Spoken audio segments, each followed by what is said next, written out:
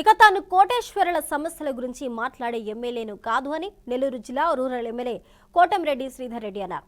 పేద సామాన్య మధ్యతరగతి ప్రజల పక్షాన ఉండే ఎమ్మెల్యేనని, వారి సమస్యల గురించి మాట్లాడే ఎమ్మెల్యేనని తెలిపారు. వారి విషయంలో ఎంతవరకైనా ఎక్కడ వరకైనా పోరాడేందుకు సిద్ధంగా ఉన్నానని చెప్పారు.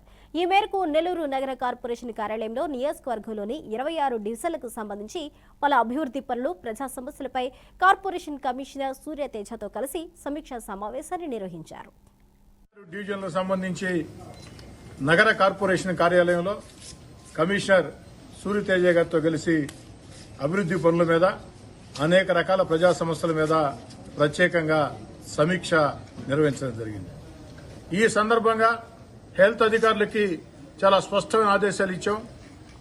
జనన ధృవీకరణ పత్రాలు, మరణ ధృవీకరణ పత్రాలు వేగవంతంగా ఇవ్వమని, ఎక్కడా ప్రజల నుంచి ఫిర్యాదు రాకూడదని కోరటం జరిగింది. అదేవిధంగా ఆధార్ సమస్యల పరిష్కారం కోసం ఆధార్ క్యాంపులు పెట్టమని కోరటం జరిగింది. అదేవిధంగా నెల్లూరు రూరల్ నియోజకవర్గంలో ఎన్ని గుంటలు ఉన్నాయన్నప్పుడు దాదాపు 1700 గుంటలు ఉన్నాయి. ఇప్పటికీ 65 గుంటలు పూడ్చి చక్కటి రోడ్లు వేశారు. ఇంకా 1600 గుంటలు పూర్తి చేయాల్సి ఉంది. వాటిని వేగవంతంగా ప్రారంభించమని చెప్పాం. డిసెంబర్ 20వ తారీఖు కల్లా అవన్నీ పూర్తి చేసి అందిస్తామని కూడా చెప్పడం జరిగింది.